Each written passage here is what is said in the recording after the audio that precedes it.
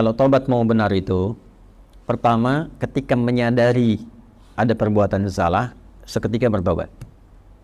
Saya ulang ya. Ketika menyadari ada perbuatan salah, seketika apa?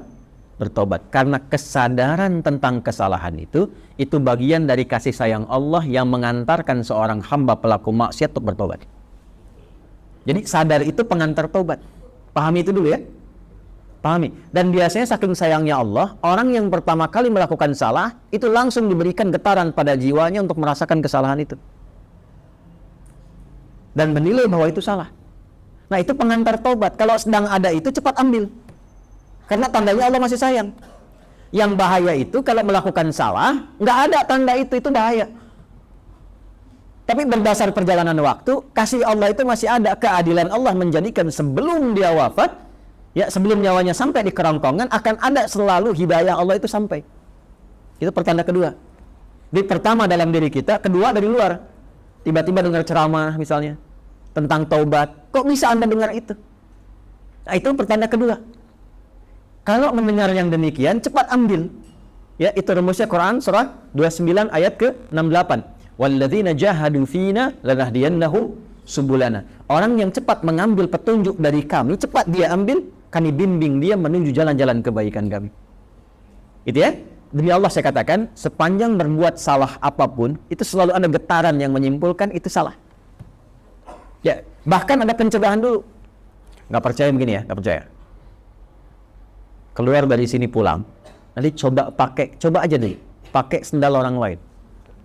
Tapi jangan diteruskan, coba aja. Ya, jangan dipotong video saya. Coba, jangan diteruskan. Itu begitu akan dipakai, pasti hati kecil mengatakan itu bukan punya kamu. Itu pencegahan namanya. Begitu dipakai, dipaksakan pakai, nanti di pertengahan ada rasa lagi, kamu salah. Nah itulah pengantar taubat. Ikuti, kalau diikuti istighfar, astagfirullah, balik lagi. Dikembalikan, pakai pada yang kita miliki. Itulah taubat. Ya, jadi itu rumus pertama. Kalau sudah ada rumus pertama itu istighfari dulu. Sesali dan minta petunjuk kepada Allah untuk dikuatkan bertahan dalam jalan taubat itu. Tinggal nanti kadar maksiatnya apakah dia ringan, tengah-tengah, atau kadar maksiat berat.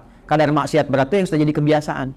Biasanya pada yang terakhir ini, mohon maaf, tidak seketika biasanya. Kecuali ada kejadian besar yang membuat dia bisa meninggalkan itu sama sekali. Ibunya di selang nafas yang terakhirnya. Nah, ibu sering mengingatkan kamu dalam keadaan sehat. Sekarang menjelang kematian pun yang ibu rasakan, ibu ingatkan lagi. Apakah dalam keadaan ibu yang sudah sekarat ini mengingatkan kamu belum mau tobat juga? Maka dengan keadaan apa lagi mesti ibu ingatkan engkau? Bisa. Atau ibunya sudah meninggal, mengeluarkan wasiat, tulisan.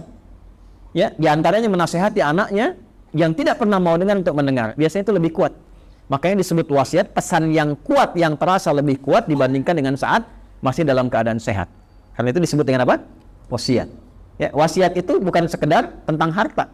Ada wasiat terkait dengan kebaikan-kebaikan ibadah. Contoh Quran surah ke-2 ayat berapa? 133.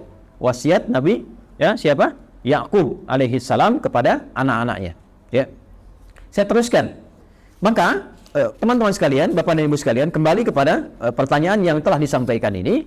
Kalau Anda kebiasaannya yang berat, misal sudah tobat, dilakukan lagi. Tapi biasanya kalau sudah tobat, kadarnya lebih ringan.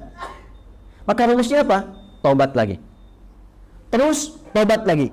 Terus tobat lagi. Sampai berusaha kita maksimal, hilang kebiasaan itu, atau wafat kita dalam keadaan sedang berusaha tobat atau sedang tobat.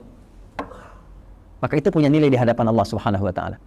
Yang terakhir, ini yang lebih kuat, rasakan saat akan terdorong berbuat maksiat itu lagi seketika diwafatkan oleh Allah Subhanahu wa Ta'ala. Itu yang paling kuat. Misal sudah tobat pengen maksiat lagi, rasakan saat maksiat itu wafat.